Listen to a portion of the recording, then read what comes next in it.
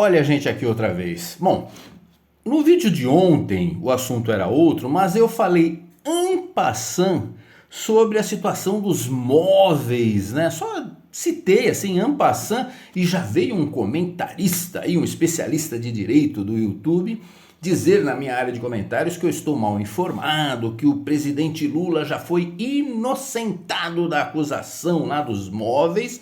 E isso é verdade? Não, isso não é verdade. Aliás, esse pessoal entende quase nada de direito, aliás, não entende nada de coisa alguma. Se eles não fossem burros e ignorantes, eles nem seriam esquerdistas, né?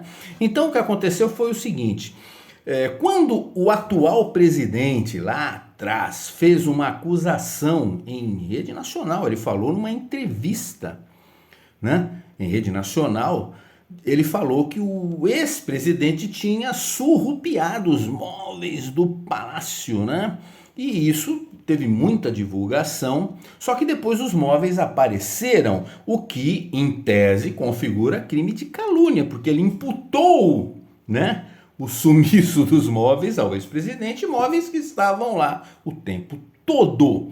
Então, se abre margem para se entender que houve crime de calúnia, também abre margem para entender que há o direito a uma reparação de danos morais, né? Eu mesmo vi muitas charges, muitas brincadeiras feitas com a cara do ex-presidente, da ex-primeira dama, com o fato deles terem surrupiado os móveis, né? Então abre sim campo para ação civil também. Bom, eu não sei se o ex-presidente Bolsonaro vai fazer uma interpelação criminal sobre o assunto. O fato é que ele entrou com uma ação civil junto ao que o pessoal chama de Tribunal de Pequenas Causas. O nome é errado, o nome não é esse, o nome correto é Juizado Especial Civil, né?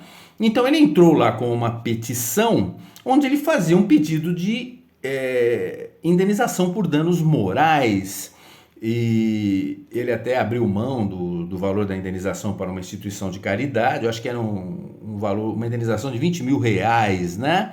Bom, e também fez um pedido de retratação.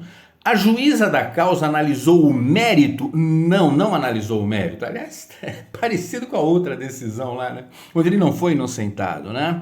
Não, ela não analisou o mérito, ela extinguiu a ação. Esqueçam a segunda parte, a parte da retratação, onde ela dá até uma justificativa plausível, mas a justificativa para o pedido principal, que é o de indenização de danos morais de 20 mil reais, né? Porque o valor é apenas simbólico, tanto que ele doaria o valor para uma instituição de caridade. O que se desejava ali era uma condenação, é o efeito pedagógico, né?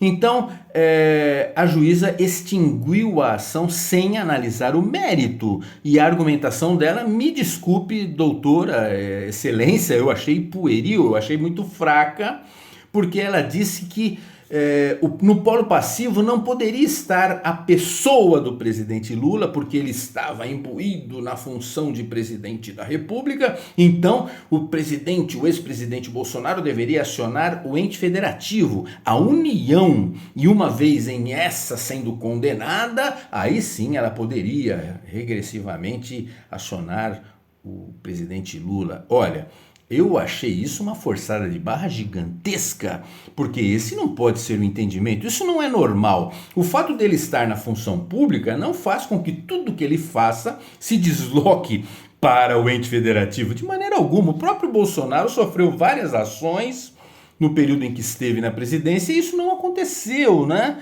Então, se a gente extrapolar, por exemplo, se um policial, que é um funcionário público do Estado, cometer um ilícito, ele vai ser sempre esse ilícito analisado, o processo é sempre no ente federativo, no Estado? Opa, peraí, não, se um policial estuprar uma mulher, é o ente federativo que tem que ser acionado? De maneira alguma, é uma coisa personalíssima. O Lula falou aquilo porque ele desejou, ele poderia ter dado o caminho correto para a informação de que ele achava que tinha, de que o Bolsonaro tinha surrupiado, ele deveria ter encaminhado para a AGU faria uma notícia crime e tal, e iria interpelar ou primeiro fato, a primeira providência deveria ser interpelar o próprio ex-presidente, né? Como foi feita lá, e a primeira-dama disse onde estava, né?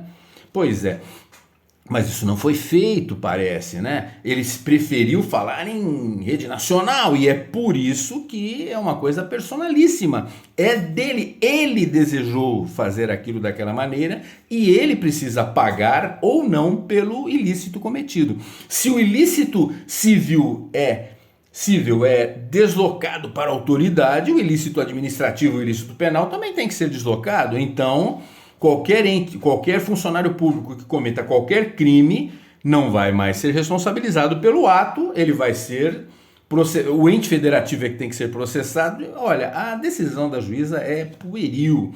Não foi uma multa ou uma notícia de jornal que saiu mostrando, olha, a AGU está cobrando o ex-presidente pelo fato dele ter roubado ou ter furtado os móveis do palácio. Não foi isso que aconteceu. O Lula declarou aquilo porque quis. Era um discurso político, ele fez aquilo porque desejou. É personalíssimo. Ele precisa ser responsabilizado ou não por aquilo. Ela tem que julgar o mérito, sim, mas ela não julgou. Ela lavou as mãos, né, e passou a bola adiante. Mas existe grau recursal, né? Então, eu achei a decisão dela pueril, mas não, longe. Mesmo que aceitemos a decisão dela, ela não inocentou o Lula. Ela apenas extinguiu o processo por dizer, ó, não é aqui que tem que ser tratado o assunto. E não é o polo passivo, não é esse, né? Entre lá com uma ação e processe a União. Apesar de discordar, foi isso que ela disse, e não que ela inocentou, tá bom? Então que fique bem entendida aí a situação. Eu espero que não esteja cometendo um crime aqui por estar criticando uma decisão de primeira instância, afinal de contas, o pessoal vive criticando o Moro pelas decisões dele, então acho que não é problema. Acho que problema é só quando a gente faz críticas, mesmo que educadas, a decisões de cortes superiores, né? É o Brasil atual da democracia relativa ou a democracia caolha, né? Mas então foi isso que aconteceu, tá bom? Espero que fique claro. Até a próxima aí, pessoal.